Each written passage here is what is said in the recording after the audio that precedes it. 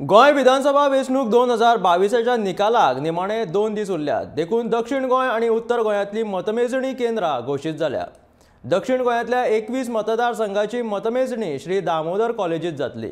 2014 नरेंद्र सावयकर आणि 2017 आदले मुख्यमंत्री सर्गेस्त मनोहर पर्रीकार हे बहुमतान वेंचून येयल्ले।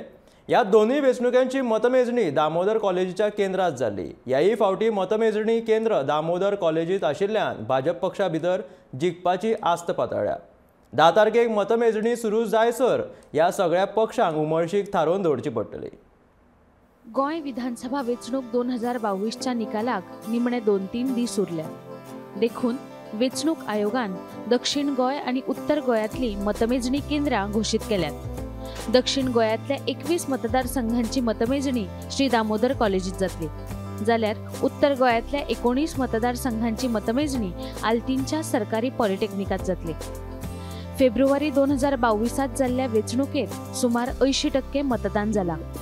ह्या मतदानाच्या निकालाची सगळेच पक्ष उमळशिकेन वाट पळयत आसात। कोणे 22+ जाल्यार कोणे 20 ते 25 सिटां जिखून येतले असो दावोय केला।